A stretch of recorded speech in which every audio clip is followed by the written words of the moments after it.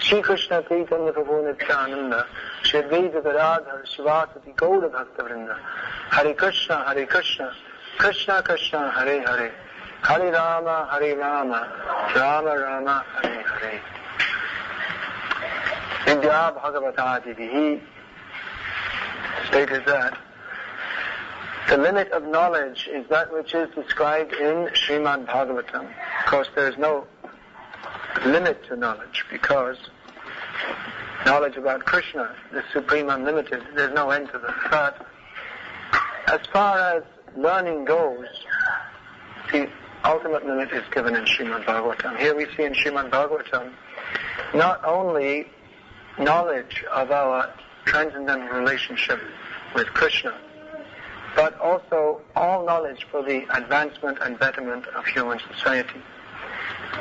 Traditionally, of course, the Bhagavatam commenters, they would not have gone so much into describing how men and women should be combined in marriage, because that was part of the culture in Indian life, or in Vedic society, Varnashram society, and that was well known to all. Many of the points which Prabhupada explains to us in detail, they were well known to all in the Vedic times, or followers of the Bhagavad philosophy.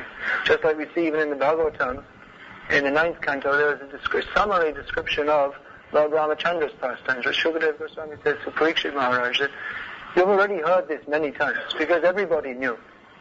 And people would discuss, just in the course of ordinary activities, people in traditional Vedic society, still now you find few, very few, Vaishnavas, families, or Vaishnava gurukuls, where in the course of ordinary conversation they will discuss, oh yes, just like Ram said to Sita at that time, or just like Sita said to Ram. Bring in, because it's understood, everyone knows, the background is there, a very solid background of Vedic culture.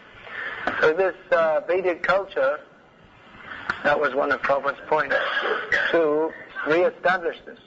What Prabhupada is discussing here, what he discusses throughout his books and his conversations, is something quite different from the culture that we in the West have been brought up with. And Prabhupada is talking about women being submissive, the marriage being arranged, all these things. It's anathema to people brought up in the modern society, that the marriage should be arranged. But actually, still in traditional cultures all over the world, it's still very strict. I was reading recently about one Muslim was saying that he was living in Israel, Arab living in Israel. He's saying that the Israelis, they won't destroy us. They won't destroy us by their guns. They won't make us to submit by their guns, but they'll spoil our culture. They'll spoil our culture by their educational system. He said they'll turn all our girls into prostitutes. In the schools, they're all mixed up, girls and boys, and they're taught modern dance and all different kinds of things. This will spoil our culture. In this way, they will spoil us. So still, all over the world, in traditional cultures, it was very strict, all these points, how men and women should mix, actually very limited mixing, and that also under restrictions, not only for brahmacharis, but for grihastas also. I remember reading when I was a child, what was that? Someone was saying that someone was living, someone from Ireland had emigrated to New Zealand, and they wrote a letter back home saying, well, now I'm going to get married to such and such a girl. And they got a letter back saying, well, you can do whatever you like, but you're not my son anymore. You can't just arrange your own marriage. He was living on the other side of the world. But still they were thinking that, no, everything should be done under the direction of the parents, because actually young people, especially when people are very young, even from the material point of view, not to speak of transcendental knowledge, but even from the material point of view, young people tend to be foolish. They tend to act impulsively on the basis of if it feels good, do it, on the basis of the senses. Therefore, those who are older, of course, nowadays those who are older, they were brought up without any culture, so they don't know anything anyway. But previously, people were brought up in such a way, they were trained in social behavior, that the whole society all over the world was based on God consciousness. So people were brought up in such a way that they could live a reasonably sane kind of life as much as possible in this insane world, and live peacefully. Get married and stay married. There was no question. They would say in the Christian rite, till death us do part. Now, till death or divorce us do part, and most likely divorce. This is those who bother even to get married, or those who get married, those who bother to get married in a church, they will say till death us do part, not till divorce us do part. We'll live happily ever after until my next marriage. I'm getting married now, but I was thinking of getting married to the other girl, and probably I will afterwards. I'll ditch this one. So this modern society, so-called civilization, as Prabhupada notes here, is not actually human society, because they're not actually humans. As Prabhupada says here, children produced in the modern age are not exactly human beings. Prabhupada used to say that they're two-legged animals. He would say that modern so-called civilized man is lower than the lowest animal. Why is that? He gave the example, if you kill your mother and you kill your child, what kind of a person are you? You're not even a human being. Even the animals, even the tigers and lions, the ferocious animals, they don't do that. So we're being brought up in a subhuman society. And you'll find in Vedic culture there's description of bhil, or those who dwell in the jungle, and no culture. It's expected among such people they may do such things. Not even that, they won't kill their own children or their mother. But such things, they may wantonly have sex outside marriage and produce more aborigines like themselves. But those who are civilized, Bhil means jungle dweller, aborigines. And you'll see their facial features very black and fierce looking. So actually those who are from the Aryan race, those who are from Europe, Prabhupada described, they are Aryan race. They're supposed to be, physically they're descended from the Aryans of India. Aryan doesn't exactly mean, as Hitler thought, a certain racial group, but it means those who are advanced in culture. But that came to be known as the people who are living in India, and they came to these Western countries. Being chased away by Parashuram, some of the Kshatriyas came to the Western countries, and they started some kind of civilization, something resembling civilization. So actually people who are born in these countries, they're supposed to be civilized, but due to lack of contact with Vedic culture, and over many, many years, of course this is a great historical understanding that according to some historians, previously the inhabitants of the British Isles, the Celts and the Druids, they followed a culture which was very similar to the Vedic culture. It's, when I was in Ireland when I was in about 1976, it must have been 76, 77, our devotees, they were visiting the professors in the universities for selling sets of Prabhupada's books. And they met, I think it was in Trinity College, they met one professor whose life's scholastic career was investigating the similarities between the Vedic culture and the ancient Irish culture. And I remember selling this Ishopanishad to farmers from the western part of Ireland, and some of them would say, just read this, Isha Vasamidam Sarva. So what language is that? Is that Irish or what is that? They were thinking it was very similar to our language. So actually originally the culture all over the world was Vedic culture, but in this country what happened in the name of Christianity, it's a long history which we need not be so much concerned with, but it appears, it's very difficult to say exactly what happened, but it appears that Christianity, the institution of Christianity, was taken over by pagans. by pagans means, of course they call the pagans the Druids and the Celts, but actually those who were total materialists, people who were totally materialistic, took over Christianity and destroyed the original Vedic culture, which was spread, maybe not in its highest form, but that was spread all over Europe. So they introduced meat-eating, intoxication, non-belief in reincarnation, and philosophical ideas developed, so-called philosophical ideas developed from that, which were totally divorced from reality. Just like we see the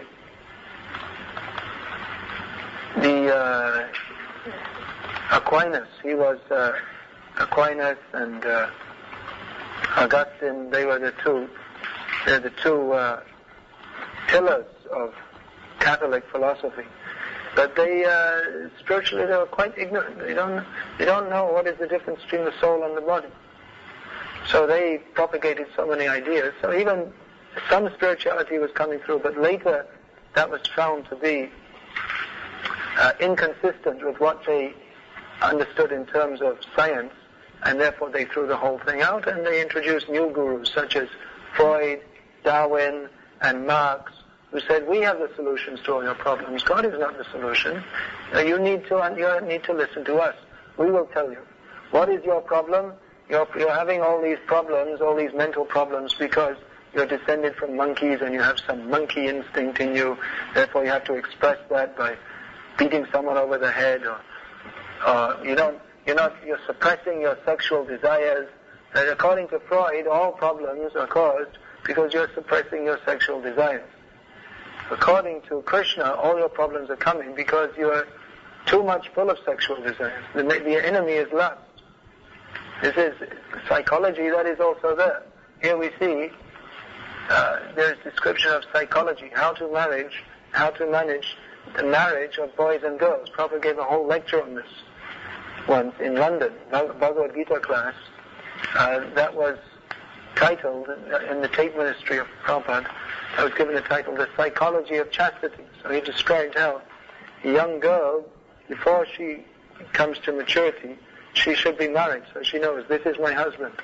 She becomes attached to him, and therefore the anxiety in her mind is subdued, and she fixes her mind on that person, and in this way, throughout life, she won't think of anybody else. And of course, she's trained from childhood. The girls, they hear from their grandmothers, very much needed in human society, grandmothers, who've been through all the different problems, and they just, okay, it's all right. Don't get too upset. Give assurance. Teach you how to cook chapatis and how to deal with your husband and all these different things. So the grandmothers would teach the young girls, the granddaughters, what is the character of Sita, what is the character of Kunti, Draupadi. In this way, they have an ideal to look up to. Their ideal of the young girl as they're growing up is Sita, especially Sita, or Kunti, Draupadi, Savitri. These are their ideals, not Madonna or some actually just complete prostitute. There's the young girls they're imitating. And how will they grow up? They'll grow up complete prostitutes. And then, as this verse Prabhupada was commenting on, what is that? Jayate Vana Sankaraha. When the women are polluted, then what kind of children will be produced? They'll be produced not exactly human beings, as Prabhupada says here. Not exactly human beings. So what do you expect? Therefore, so many points. Prabhupada was teaching all the different points. Economic system of society, social system of society, how we should live. What is the economic system? You can go to university and study economics. And every year, big books, so many books are produced. Economics, business studies, commerce. You can go to university, different theories, how to adjust give a loan here, increase the interest rate here, introduce a new kind of product here, a very complex economic system. Prabhupada, he gave the economic system. You live on the land, you have cows. You produce your own food, you produce your own clothes, you produce everything you need, and you chant Hare Krishna. This is the economic system. This will solve all the economic problems.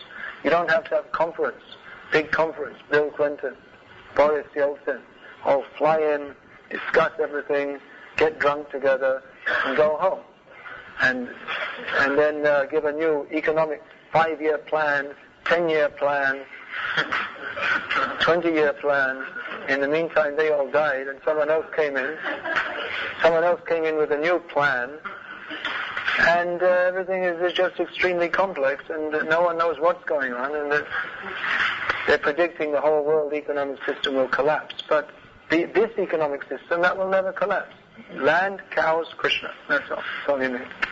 You need clothes, there are sheep. You can take the wool. There's flax. You can make. Or cotton. You can make. You live at home. Spin. Do it. And you chant Hare Krishna. What more do you need? They will think this is very primitive. We have to be advanced. We have to have big, big factories with pollution. And then we will be advanced. It's not advanced. This is advancement in ignorance. So Prabhupada is giving a whole different culture, whole different approach, actually back to sanity. We're talking about going back to Godhead, but practically how to establish Krishna consciousness in human society means back to sanity movement. We should have a political party, the Sanity Party, because they're all insane, whatever they're saying. This party, that party, they're all madness. That Prabhupada is saying, what will they do in the United Nations? They want the United Nations, bring them together for peace. It's not possible, because they're all barking like dogs. Their consciousness is like that of a dog. This is my country. Just like you come past the house and the dog, whoa, this is my house. You don't come here. So certainly this is my country. Barking like... So if you put dogs together in a room, will you get peace? No, they'll just bark like animals, that's all. So you can't get peace in the United Nations. And you can't, either individually or collectively, you can't get peace unless you recognize Krishna. This is the peace formula. It works individually and it works on the whole society level. Well, how do we get peace? What is the solution? You don't have to have big conferences. All you have to do is learn one verse from Bhagavad Gita. What is that verse? Who can say? Bhuktaram yagya tapasam. Go on. Sarva loka maheshwaram. You can say if you know. Suhridam sarva bhutanam. Gyatva mam shantim richati. How to get peace? Just know. Krishna is the supreme enjoyer. I am not the supreme enjoyer. I'm thinking I'm the supreme enjoyer. That is the cause of all my problems, because I can't enjoy. I want to have the whole world at my disposal to enjoy. I can't get it, therefore I become frustrated. And even if I do get it, I'll still be frustrated, because that is not my proper place for enjoyment. I'm not the enjoyer. I'm supposed to enjoy by serving Krishna, trying to make him happy. Then I become happy. So when I understand that everything's meant for Krishna, then I get peace. Because as long as we're thinking, let me enjoy this, let me enjoy that, let me enjoy this, why aren't I enjoying? Wow, this person is stopping my enjoyment. All my problem is caused by this. All my problem is caused by my wife. Therefore, throw her out, divorce her. Or all my problems are caused by my husband. So divorce him, find another one. No, this is not the problem. The problem is that we are considering ourselves to be the enjoyer. We're not the enjoyer. Sarvaloka Maheshwaram. Krishna is the proprietor. I am not the proprietor. Stop trying to lord it over material nature. Krishna is this overlord. Everything is meant to be offered to him. But we are trying to accumulate. Let me get more and more and more. But this simply causes frustration. And suhridam sarva bhutanam. We want friendship, but we don't know that Krishna is our supreme friend. We're trying to get friendship in the mundane world on the I scratch your back, you scratch my back basis. I will give you some sense gratification, you give me sense gratification. But we have to understand that Krishna, he is our supreme friend, and if we know Krishna is protecting me, then what is the cause for disappointment? So just these three things we have to know. This is complete solution to all the political problems of the world. Actually, the solution to all the problems is Krishna conscious. Whether you take economic problems, whether you take social problems, crime problems. This one time in Chicago, Prabhupada called one chief of police to discuss how to solve the crime problem. Prabhupada said, I can solve it. You just bring me all the criminals, and we'll chant Hare Krishna and we'll give them prasad. And we'll stop them being criminals. That's all. Why are people becoming criminals? Because they're being induced to enjoy it grossly, more and more and more and more. Consumeristic society means get money, buy something else. You'll see people, they have in their houses 50 shirts per person, 25 pairs of shoes, 3 cars per person, 2 TVs per person. What they'll do with 2 TVs? Maybe watch with each eye or something. You have to go squint-eyed or something. So many, you find people, especially coming from India, you see, or even from Russia, they don't do this. You go in people's houses in the West, maybe not in Ireland so much because the economic condition is not so developed, but you find people's houses just full of junk, so much junk. They buy all these electrical items, they never use them. They buy dozens of toys for their kids. Whenever they go shopping, they buy some new toy for their kids. Their houses, they have these huge houses and just rooms full of junk. Nonsense things they buy, and they feel it's like some kind of addiction. They feel, I have to buy some, I have to spend some money. They feel good. I spend some money. And they just buy complete rubbish things. So the whole society is a society of complete madmen. But the solution is very simple. Chant Hare Krishna. This is the solution to all the problems. Whatever problems we may have, whatever problems society has, if we chant Hare Krishna, and not only that, but institute the Vedic culture as Srila Prabhupada has described in his books, then there won't be any problems. Problems will be there, because the material world, the very nature is that it is full of problems. But if we understand that all these problems are temporary, therefore whatever the problems are, they're not very significant. Whatever problems we have in this material world, it'll go away in course of time. And what problems do we have? Look at the problems Prahlad Maharaj had. I mean, talk about child abuse. You see, Prahlad Maharaj, his father wasn't just giving him a slap now and then. He was going to throw him in the snake pit, give poisoned food, throw him off the edge of a cliff. Prahlad Maharaj, Hare Krishna, Krishna Krishna, Hare Hare, Hare Ram, Ram. Hello, Father. He was so frustrated. Hiranyakashipu was totally frustrated because Prahlad, he was trying to destroy him, but he couldn't destroy him. Pandavas, they were so noble. Here we have Yata Shila. Their Shila, their character was so good. They were first class rulers of the world, come from a great dynasty, sons of a great king, daughters of a great queen. But they had to suffer so much. Their kingdom was taken away. They were exiled in the forest. So many ways the Duryodhana's party tried to kill them. Their wife was insulted. But they knew. Anyway, Krishna is our friend. Krishna is our protector. Whatever happens, everything in this world is temporary, so let us practice our Krishna consciousness. So if one has that vision, the vision of eternity, I'm not this body, I'm not this mind, so whatever happens with this body and mind, that's all temporary. But anyway, let me go on chanting Hare Krishna. That is my eternal need. That is my eternal necessity. Whatever you feel like. Nowadays, people say, what do you feel like? What are your feelings? What are your emotions? Analyze this, that, the other. But anyway, what does it matter? Whether you're hot or cold, or you may feel a little down, or you may feel a little lively, or whatever it may be, you have to go on chanting Hare Krishna. That is for your eternal benefit. So, this Krishna consciousness is so simple, so straightforward. Little common sense is needed, but the basic principles are so simple. But we are coming from such a complex background. We think that unless everything's very complex, unless I have a whole bunch of problems, there's something wrong with me. If you're just simple and chanting Hare Krishna, then there must be something wrong. What's wrong with me? There's nothing wrong. Let me invent some problem. Make some problem.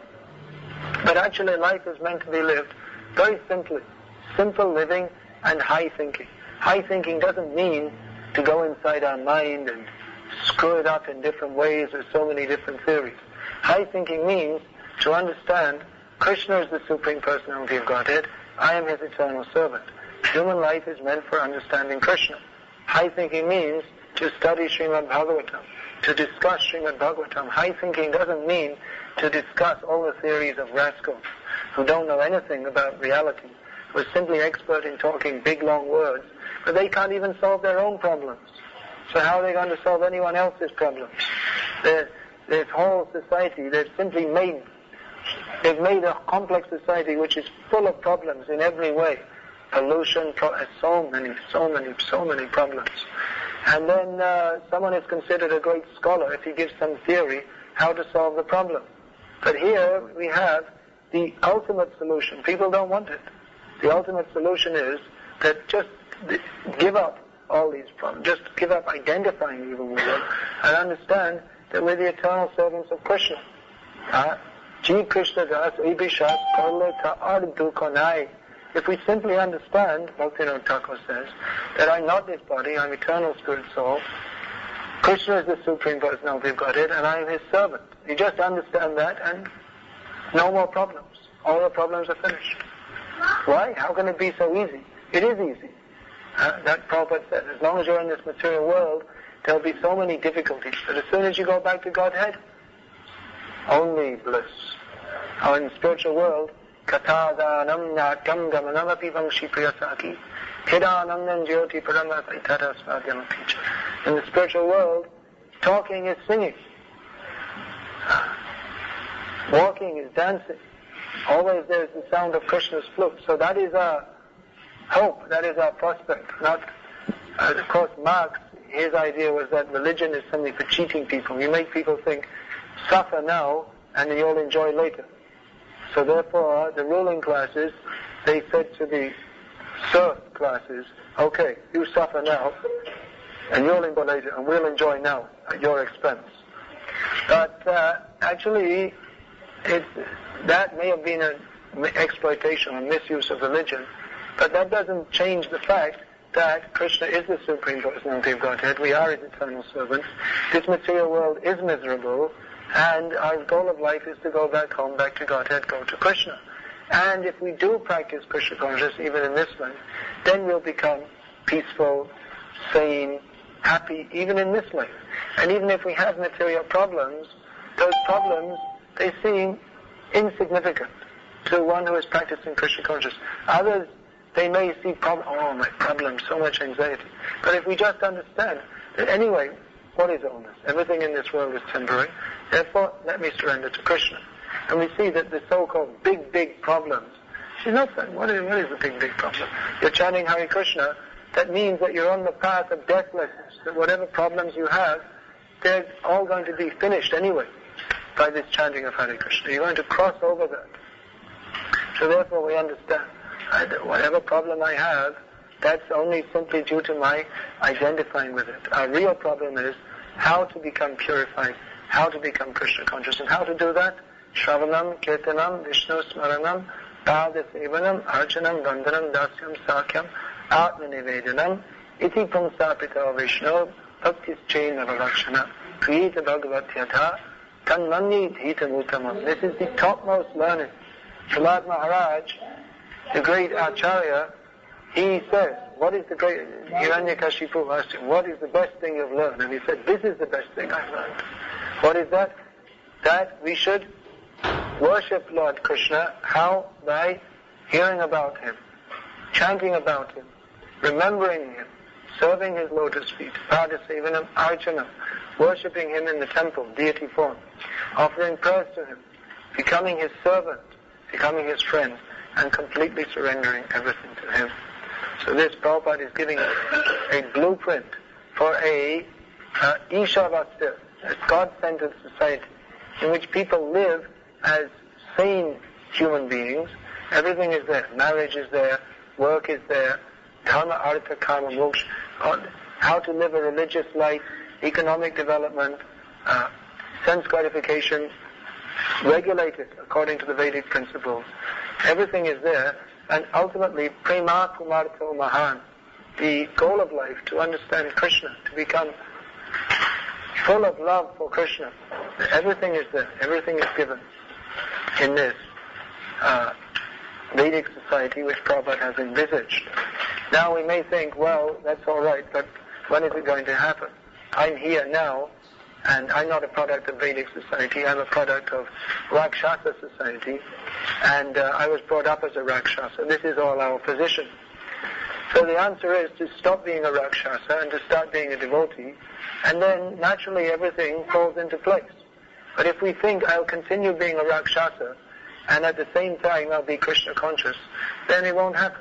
You can't mix the two. Chit jaravan. You can't mix the spiritual and the material. To some extent, that is there, just like we see, this marriage arrangement, that's got nothing to do actually with spiritual life.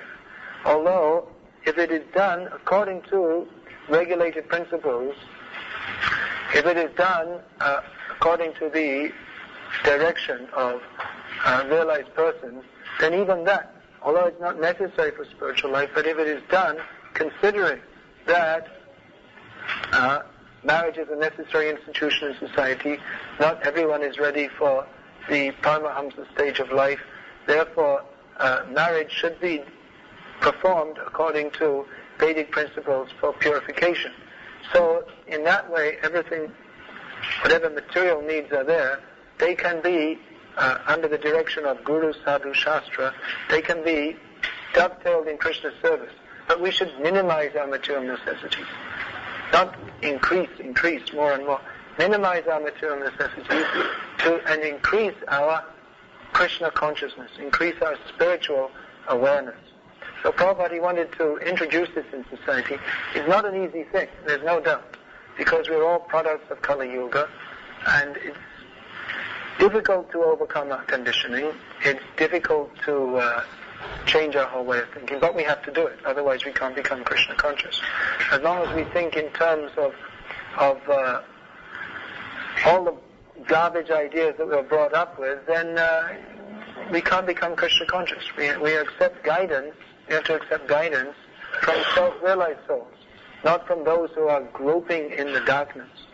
So it's difficult, no doubt, to become Krishna conscious, and if we think about establishing Vedic culture, Vedic society, then often we're left with sense wondering, how will we do it, how to do it? But the answer is also very simple. It's not very difficult. The answer is, Hare Nama, Hare Nama, Hare Nama eva kevalam, kalo nastyeva gatiranyata. By the power of chanting the holy names of Krishna, all the inebrities, all the discrepancies can be overcome. Kalaya dosha nidhe rajan, asti eko mahan guna, kirtanad eva krishnasya mukta sangha param vajit. This Kali Yuga is full of problems, full of faults, but there is one great quality, that simply by chanting the holy names of Krishna, all these difficulties can be overcome. So I may think, well, that's oversimplistic. But it's not. Actually, if we have faith in the holy names of Krishna, then all problems can be overcome by chanting, by the process of Krishna consciousness. But that chanting is not this kind of... It's not that. Chanting means real chanting, like a child calling out to the mother. When we actually chant Hare Krishna, when we actually give attention to that, when we study Prabhupada's books very carefully, when we very assiduously engage ourselves in devotional service, when we take to the process of Krishna consciousness, then we get the result. As much as we apply ourselves to Krishna consciousness, that much Krishna reciprocates. We can't think that somehow or other we'll go on in devotional service and we'll make a lot of advancement. We'll make some advancement. Somehow or other, if we remain in devotional life, then we'll make progress. But real progress will come when we very attentively engage ourselves in chanting. This chanting Hare Krishna, how powerful it is. We read in Prabhupada's books, if we read Prabhupada's books, we read throughout Prabhupada's books, what are the glories of chanting Hare Krishna. By that chanting, all the difficulties can be overcome. In our community, we may have different disagreements. Not may have, we will have, definitely, certainly will have. There's no doubt about it. There'll be differences of opinion. Different devotees won't be able to get on so well. This problem, that problem. So we may think, well, we should concentrate on our relationships and have a big discussion about relationships and this and that. But really, Vaishnava relationships, it's not a matter of sitting down and talking about it. Talking, this, my mind and your mind, and how to put it all together. But really it will come by chanting Hare Krishna together. Chanting means chanting and dancing, and dedicating ourselves, working hard together in Krishna's service. Common goal. What is our common goal? To serve Krishna. And then everything will come nicely. And even if there's a little bit this, that, anyway, chant Hare Krishna. Don't make a big thing out of it. So actually, the process of Krishna consciousness, very simple, very straightforward. If we simply put Krishna in the center, where he's supposed to be, where he is, Krishna is in the center, but we're always trying to put ourselves in the center. If we put Krishna in the center, chant Hare Krishna, dance, chant. Anyone who chants attentively 16 rounds, studies Prabhupada's books every day, and engages in Krishna's service, is not going to have big problems. There won't be any problems. All the problems come because we identify with this body and mind. All the problems come because we don't surrender to Krishna. And as soon as we surrender to Krishna, what does Krishna say? Mamekam sharanam raja ataham tam sarvapapebhyo mokshayishami mashucha. As soon as we surrender to Krishna, same thing Bhaktivinoda Thakur says. Jeev Krishna das, evishas korleta ardukanai. Just this one point. If we surrender to Krishna, then everything nice. And if we don't surrender to Krishna, whatever else we may do, whatever half-baked solutions we may bring in, we're never going to be happy. We're never going to be peaceful. We're never going to understand our constitutional position. So this is as Prabhupada so many times said, the solution to all problems is simply to surrender to Krishna. Hare Krishna. Is there any question or comment, discussion?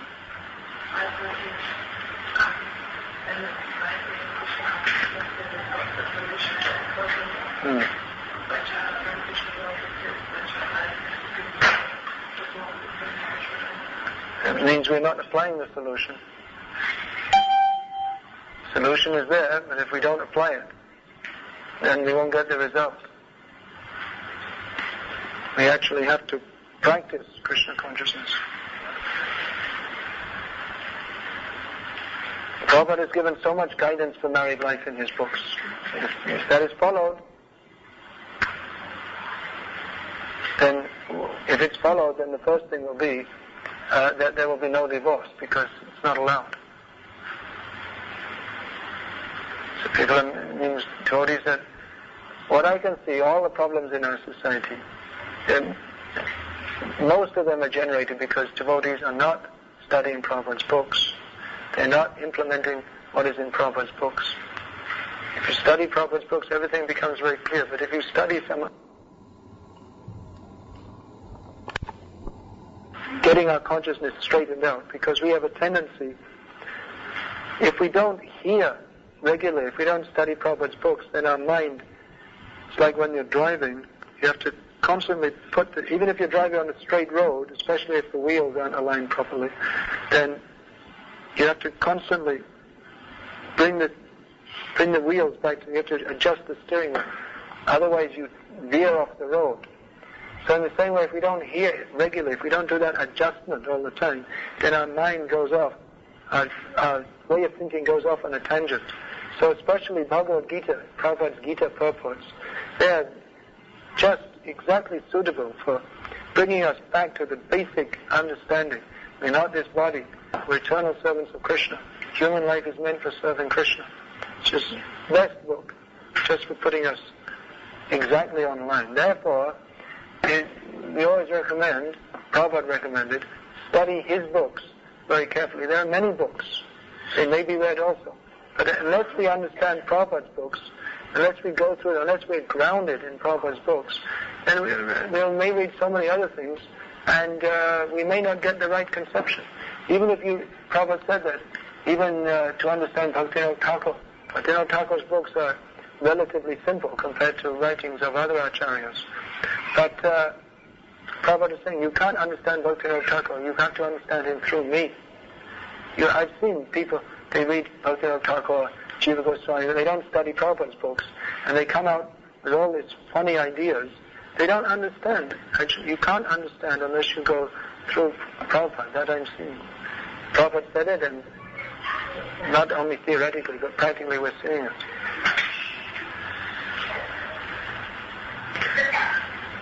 So one was saying that clarity as we progress in consciousness, the knowledge state, which was basically when I now I'm conscious of I was saying about the statement rather than a realization.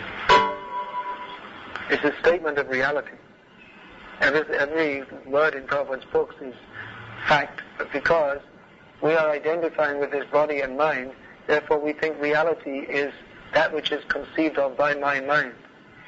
But actually reality is that which is known by, which is spoken by Krishna. That is reality. So instead of trying to judge Bhagavad Gita through our own perverted consciousness, we should simply accept this is correct.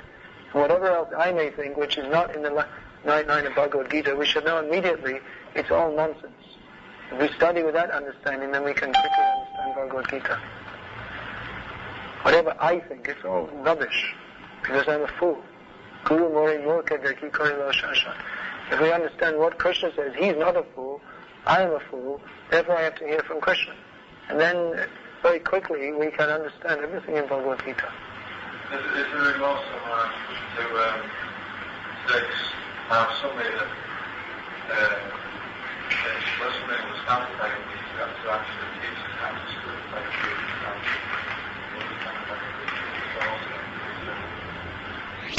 like let's not make everything too complex. Prabhupada said to read his books, so we should do that. You don't have to have someone you know how to read. You read Prabhupada's books. And you read applying your mind to it. Now there may be also classes and there may be seminars, but it's not that you can't read Bhagavad Gita and understand it. You can. That's why Prabhupada wrote the book and had it distributed all over the world. The thing is, people in Britain, they're very, very, very complex, really, like over-intellectual or something. They're always trying to make everything too complex. It's a very simple thing. Read Prabhupada's books. But we think, no, it's too easy. I have to make a computer program and this and then I can understand Bhagavad, then I can read. No, you just pick it up and read. Krishna is the Supreme Personality of Godhead. Then you don't have to put it through all the things I remember I heard this and Freud said this and Darwin said this and some other rascal said this, and what do they? They don't think Krishna is God. Maybe he's not God. Maybe it's all a bluff. No, I just accept. Krishna is the Supreme Personality of Godhead. This is accepted by all authorities, such as Devara, Asita, Narad, Vyas, Prabhupada, Bhaktisiddhanta Saraswati. So they all say, so they must be right. And Freud didn't say, well, who cares about him? He's a rascal. So we accept. We accept what is given by the acharyas. Very simple thing. If we simply accept what Krishna says, then everything becomes very simple and easy. But because we are so much accustomed to making everything very complex, that you have to consider this and that and something else, you don't have to. If all the great acharyas accept Krishna as God, then it's very simple. We just accept also, just like a child asks his father, Father, what is this? This is a tree. Okay, it's a tree. He doesn't argue with him, well, maybe it just appears to be a tree, but actually it's a cardboard sign from a film prop. No, it's a tree. Your father said it's a tree, it's a tree. So, Guru says Krishna is the Supreme Personality of Godhead. He's the Supreme Personality of Godhead. And you have to just accept. And everything becomes very easy.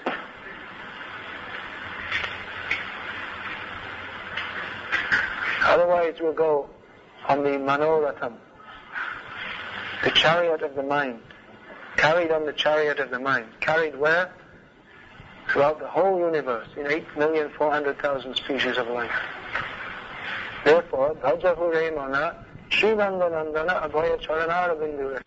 Simply place our mind, Savai Mama Krishna Padara Vindya. Place our mind at the lotus feet of Krishna. And then all fears, doubts, delusions, confusions, they all go away.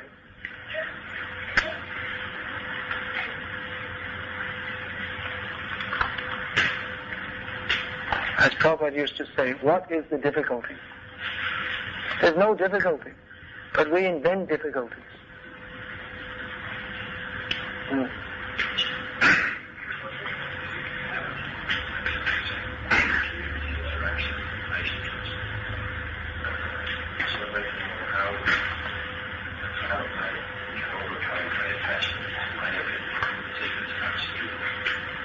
Just understand that you're not absolute. It's a very simple thing. You're not absolute. You're not the supreme absolute truth.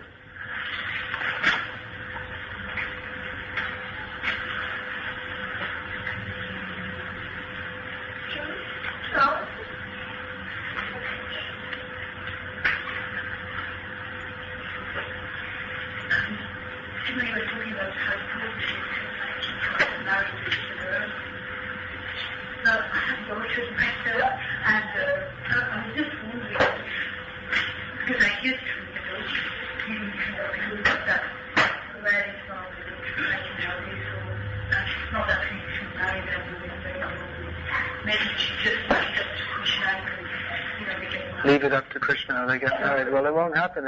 It'll happen. It means leaving it up to them. They'll find someone.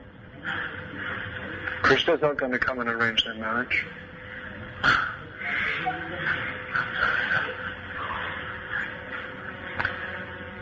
Yeah, this is what Prabhupada was talking about the Vedic society. Definitely it's a very different society nowadays.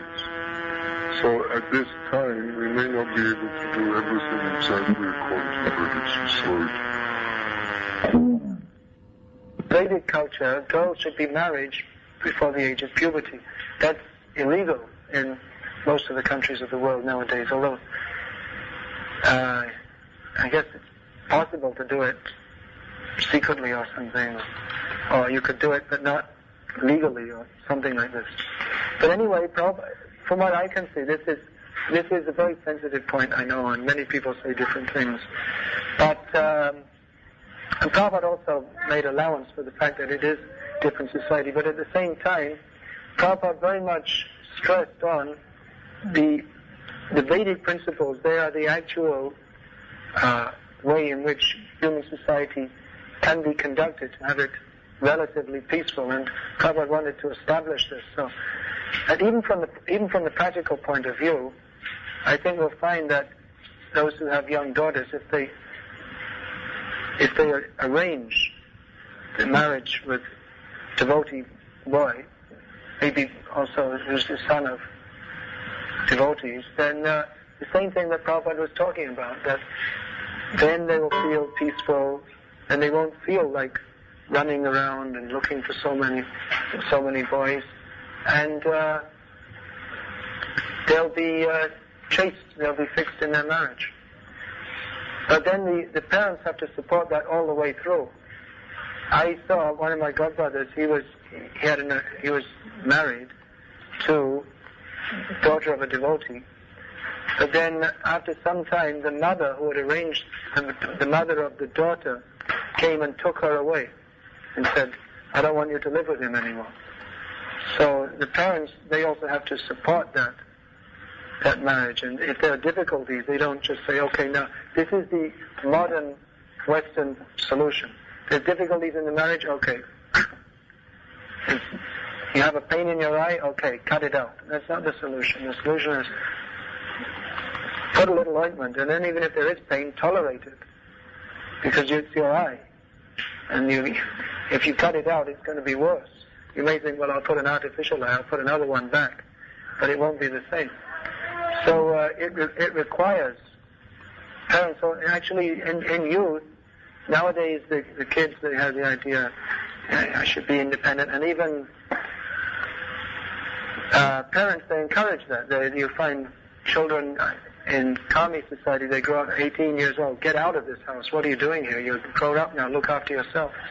But actually young people, they need, even though they have that feeling like, I want to show I can do things by myself. So parents have to be sensitive to that, but at the same time they should know that even though the kids may not think they do, but they very much need guidance, and they need guidance more at this stage of their life than at any other time. It's a very delicate time when you come out from childhood into adult life. So they need guidance more at this time. They need help because the senses in youth are very, very strong, and the desire to enjoy them is very strong, and the sensation of sense gratification in youth is very strong, and you feel like you can enjoy. Your body is healthy, whatever you do to it, however you abuse it, whatever kinds of intoxicants you put into it, or whatever you do, the body just, after it just recovers and you can go on. But that doesn't happen forever. We see so many people of our generation, their health has been spoiled by indulgence in youth. So really, guidance is needed, and if from a young age the children, if the girls are married, I would recommend that, because I see that's what Prabhupada recommended. The girls are married young. They have to find, as he said here, yata shila, yata ruchi. Very carefully, the husband has to be selected, and then again, the parents, they have to keep on supporting the children, helping them, guiding them, even after the marriage. Because many people, they express shock that all of a sudden, I'm living with this person, I didn't really know them that well, and all of a sudden, this is it, you're here with them. Of course, in Vedic culture, the husband and wife, they never met until the day of marriage. They never saw each other. And now among South Indian Brahmins, they have a thing that they may just meet each other once. And what they often do is the parents will arrange for the boy. They say, okay, here's 3-4 girls. You choose one of them. How you choose? You sit with each one of them for 10 minutes in the company of both sets of parents. Then you choose one of them. That's that much choice they have. So it may think, well, how can you get to know them? You should spend some time, live as friends together for some time. This is the modern idea. They live as friends, but you don't actually know what someone's like. And you have to live with them for quite some time, and then your consciousness may change also. You find someone, what they're like at 20, they may be quite different at 30 or 40.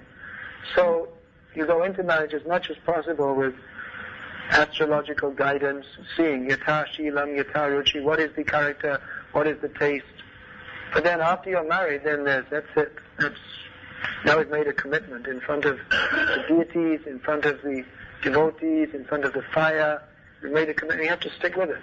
And actually, if you do stick with it, if that commitment is there to stick with it, then you'll be satisfied one way or another. Even sometimes we see that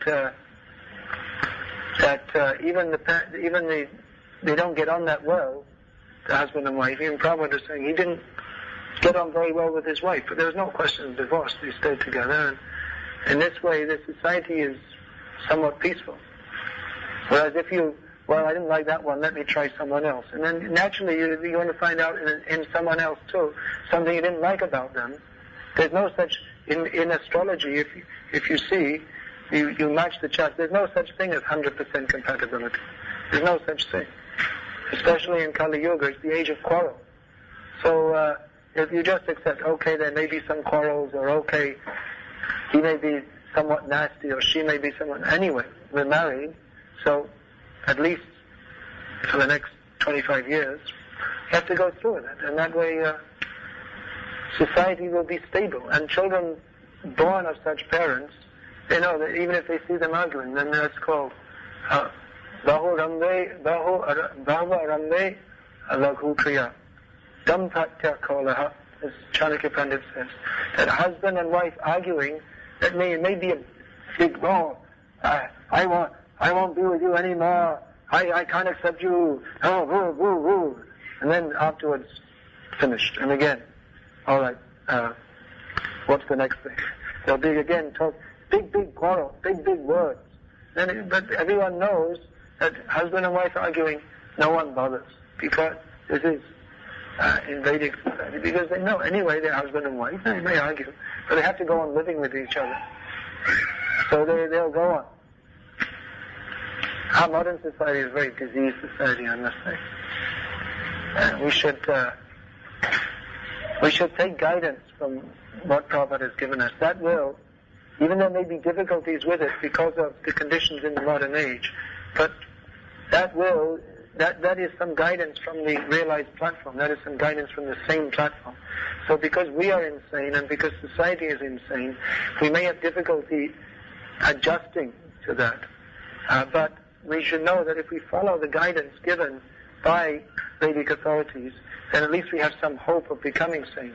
Whereas if we think, well, I'm insane and I'm born of an insane, we're living in an insane society, therefore we should also live according to the advice of insane people, and according to what they think, that will be sanity, but actually it's insanity. Then we'll always remain insane. We should know, anyone who's not Krishna conscious is a crazy person. So if we accept their advice, we'll simply remain crazy.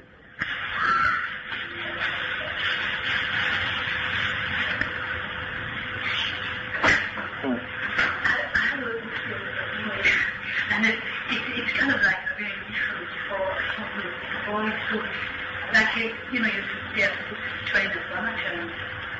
So there's this kind of a thing that it seems that it's not married girls to brahmacharis. Yeah, that's the problem. That Prabhupada said. He said the managers of our movement should see that all the brahmacharis remain brahmacharis and all the brahmacharinis get married. And devotees asked, how is that possible? Prabhupada said, that's your management problem.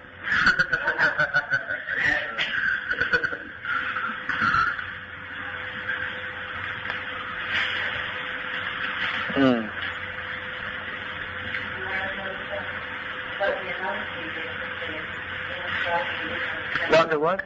The analogy they were driving.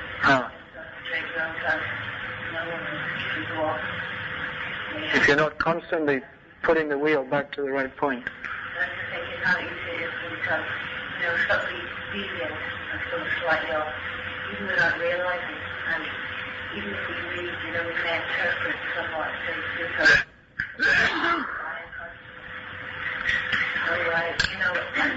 maybe go on for some years and not be aware that actually we're, not quite strictly on the path. How to avoid no one's actually telling us we're not so aware. Once Prabhupada was asked, why is the person Bhagavat considered more important than the book Bhagavat? Prabhupada said, because he twists your ear. Book you can read, that's interesting, well I think something else. But the spiritual master will tell you, you think something else, you're a rascal. Stop thinking like that nonsense.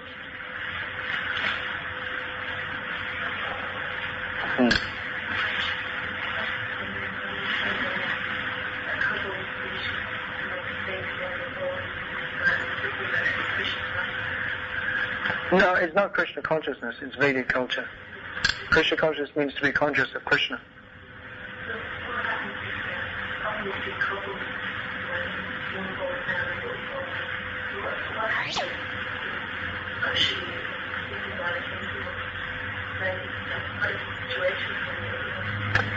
You have to judge each situation individually. You can't give any blanket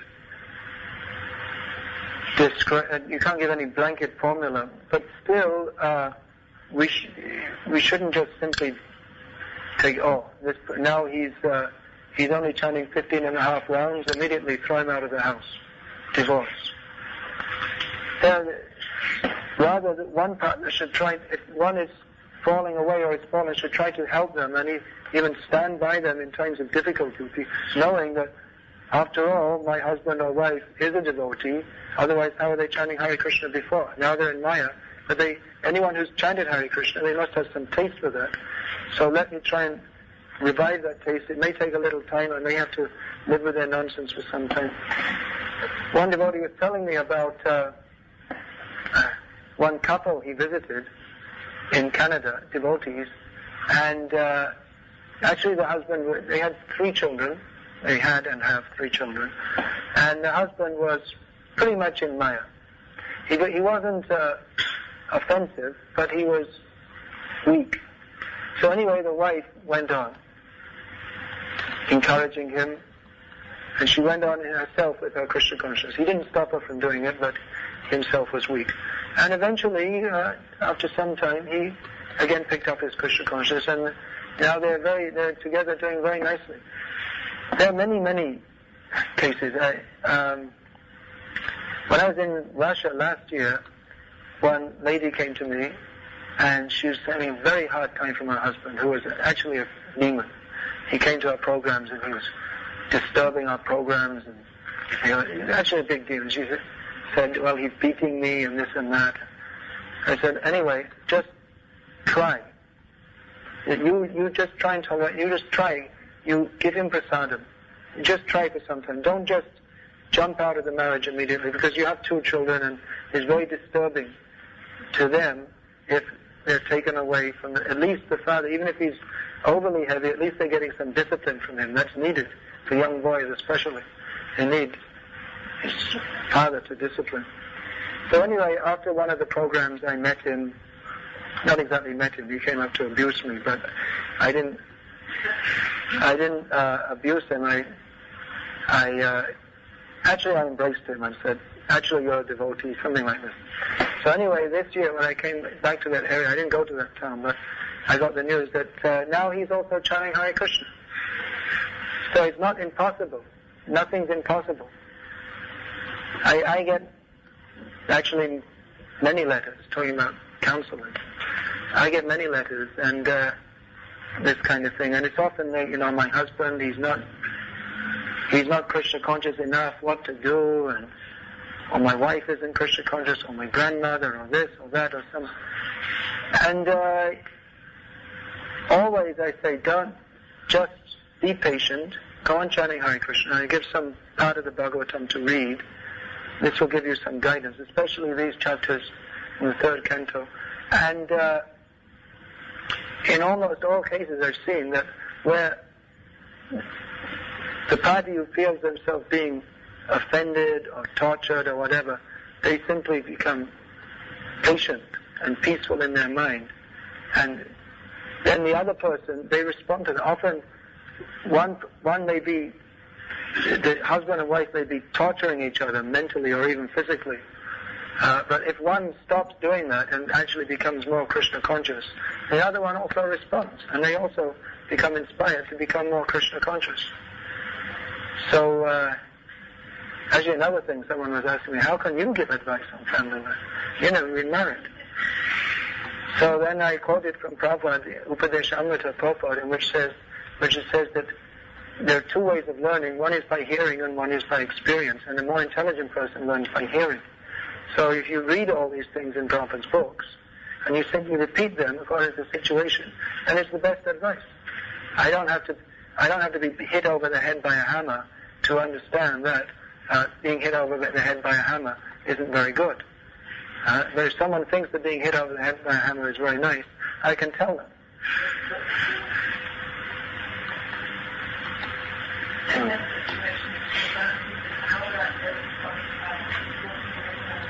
One of the partners is?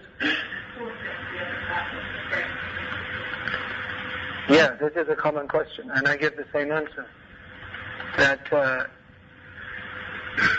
breaking the marriage is just breaking it off is it's very strong action. It's better to try and reform. Try and reform. It's not impossible. And like I say, I've seen many cases where reform has come by the partner who is being abused, becoming more Krishna conscious.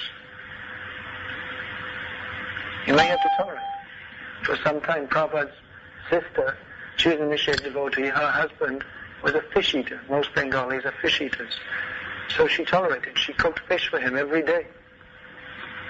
She tolerated, and eventually, after many years, he repented.